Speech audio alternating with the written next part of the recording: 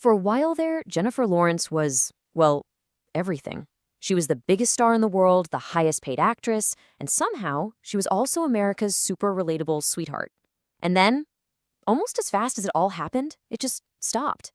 The whole thing came crashing down, and it left her feeling lost and, frankly, pretty resentful. I mean, listen to that. How does the most loved young actress in Hollywood get to a place where she's convinced everyone hates her? It's a crazy paradox, right?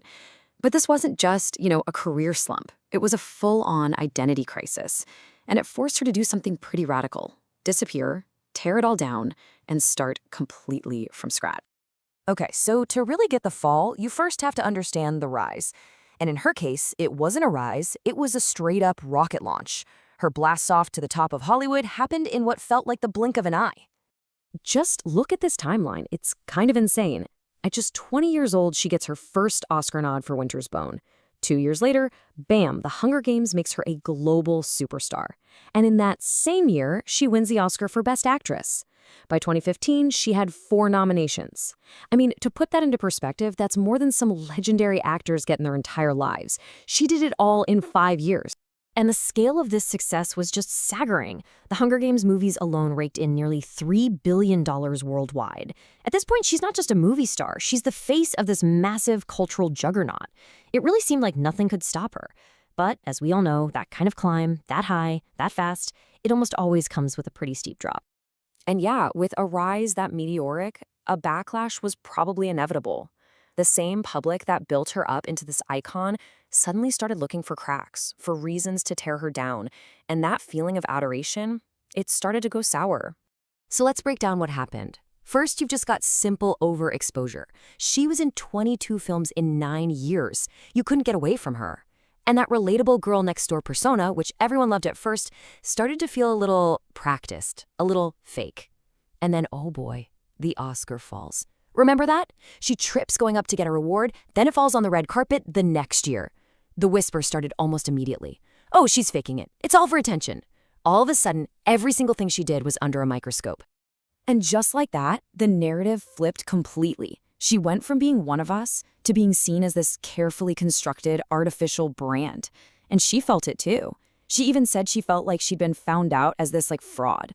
The pressure to be that perfect, funny, lovable person became so intense that it totally backfired. The public fell in love with an actress, but the Hollywood machine had turned her into a celebrity. So by 2019, after a few movies that just didn't land, she totally hit a wall. She realized the choices she was making weren't really hers anymore. She was just feeding this giant celebrity machine. And she knew, to save her sanity and her career, she had to do something drastic. She had to just disappear. And look, this wasn't just a long vacation. This was a strategy, a cold, calculated plan. First, she gets out of the spotlight for 2 whole years. No movies, no interviews. Then, she does something almost unheard of. She cleans house, fires her entire team. Turns out they'd been filtering scripts, keeping the smaller, riskier roles away from her. So she takes back the power. She starts her own production company, which has the best name ever, Excellent Cadaver. It's a mob term for a high-profile hit. And she starts finding the projects she wants to make. And this whole new approach really defined her comeback. The goal wasn't about winning awards or topping the box office anymore. It was about finding herself as an actor again, by picking projects that were challenging and interesting, not just ones that were guaranteed to be a hit. So what's the first project she comes back with? Causeway. A small, quiet, really personal film. She plays a soldier back from Afghanistan with a brain injury, trying to figure out how to live again. There's no glamour, no witty one-liners. It's just raw, vulnerable acting that totally reminds you of her first big role in Winter's Bone. She said the film set was the only safe place she had, a place where she could finally escape being Jennifer Lawrence. It's like she connected with this character who felt like she didn't belong anywhere. Okay, so after that really quiet, serious drama, her next move seemed to come from completely out of left field. She did this broad, raunchy, R-rated comedy called No Hard Feelings. You have to ask, for an actress trying to prove she's a serious artist again, why on earth would you do that? Because it was a total rejection of the old brand. It was strategic. Think about it. The comedy in this movie isn't about her being cute or charming. It's physical, it's awkward, it's messy. She's the butt of the joke a lot of the time. This was basically a declaration that she was done playing the desirable Hollywood leading lady. She was proving she could be unlikable and imperfect on screen, and she didn't care. It was all about freeing herself from the prison of her own public image. But her boldest move was definitely still to come. The next role she took, which people are already calling the best of her entire career, came right as she was taking on a massive new role in her own life, becoming a mother. The film is called Die, My Love, and in it, she plays a woman suffering from extreme postpartum psychosis. It's a dark, super challenging, and pretty unsettling role. In fact, it was Martin Scorsese himself who called her up and basically told her she had to do it. And from what we're hearing, her performance is just transformative. Absolutely terrifying.